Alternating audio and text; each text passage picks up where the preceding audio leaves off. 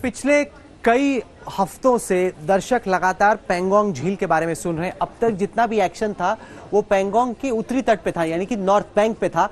इस वक्त जो एक्शन हुआ है वो पेंगोंग के दक्षिणी तट पे हुआ है, यानी कि साउथ बैंक पे हुआ है। मैं आपको ठीक उस जगह पे ले जाके दिखा सकता हूं जहां पर भारत और चीन की सेनाओं के बीच में ये जो सारा एक्शन है। आप इस तरफ नजर रखिए, ये जो लाल लाइन है ये लाइन ऑफ एक्चुअल कंट्रोल है। ये है पेंगोंग झील। 1/3 झील भारत में पड़ती है, 2/3 जो झील है वो चीन में पड़ती है। और चीन ने पहले यहां पे line of actual control cross की थी और भारत की जो जमीन है उसमें एंटर करने की उन्होंने कोशिश की थी। अब आप चलिए मेरे साथ, ये अब आप यहाँ पे ये भी देख सकते हैं कि ये है लाइन ऑफ एक्चुअल कंट्रोल और इस इलाके में चाइना ने एंटर करने की कोशिश की। और जैसे मैं जूम इन करता हूं आप वहां पे चाइना की सड़कें भी देख पाएंगे। अगर मैं इसको बहुत आपको आगे ले जाऊं तो आप चाइना की सड़कें भी देख पाएंगे। ये देखिए, आपको दिख रही है यहाँ पे चाइना ने अपनी सड़कें बना रखी हैं जो कि चाइना की साइड पे पड़ती हैं। ये आप देखिए, ये पूरी चाइना की सड़क है।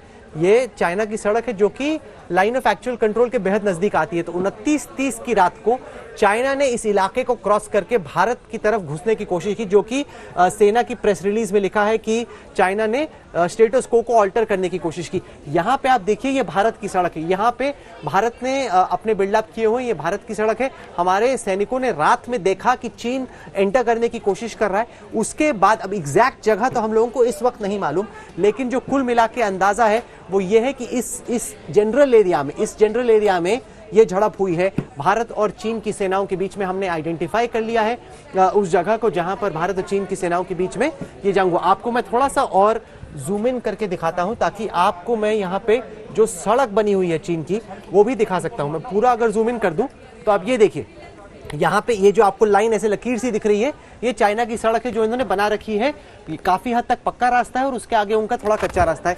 यहाँ पर उन्होंने एंट्री करने की कोशिश की इंडिया में, तो इनके कुछ पहाड़ की तरफ से कुछ तट के साथ साथ एंटर करने की कोशिश की। चूंकि इंडियन आर्मी वहां पे मुस्तैद थी और काफी अलर्ट पे थी, तो हमने स्पॉट किया कि चाइनीज आर्मी अंदर आने की कोशिश कर रही है और उसके बाद इंडियन आर्मी वहां पे मोबिलाइज हुई। ये 14 कोर का इलाका पड़ता है, पूरा लद्दाख का जो सेक्टर है वो 14 कोर का आर्मी का इलाका पड़ता है। और वहां पे फिर हमने उनको पुशबैक किया। वायलेंस हुई, यानी कि हिंसा हुई भारत और चीन की सेनाओं के बीच में, लेकिन हमें बताया जा रहा है कि किसी के हताहत होने की खबर नहीं है। लेकिन इस वक्त स्थिति बेहद संवेदनशील है। लद्दाख से हमें जो अपडेट्स आए उसमें यह था कि जो गांव वाले हैं पेंगोंग झील के नजदीक, उनको वहां से इवैक्यूएट करके उनको इंटीरियर एरियाज में लेके गए हम लोग। साथ ही साथ वहां के जो सिविलियन ट्रक्स हैं उनको हम लोगों ने रिक्विजिशन किया, उसमें हमने असला आगे भेजा। भारत के जो टैंक्स हैं उनको वहां पे डिप्लॉय किया गया। देखिए, हमें याद रखना होगा कि ये 14,000, 15,000, 16,000 इस तरह की ऊंचाई है, तो यहाँ पर सांस लेने में भी अमूमन दिक्कत होती है, तो यहाँ पे ऑपरेट करना बड़ा मुश्किल है।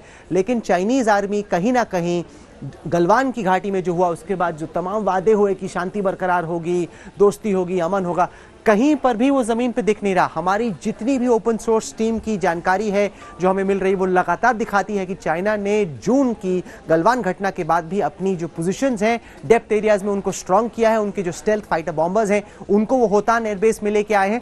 तो कहीं पर भी ये नहीं लग रहा कि चाइना इसको रिवर्स खींचने के चक्कर में दिख रहा है कि इस जमीन पे अभी भी बदमाशी की कोशिश कर रहा है, जिसको इस दफा हम लोगों ने पुशबैक किया। लेकिन आगे चल के क्या होगा फिलहाल ये कह पाना काफी मुश्किल है।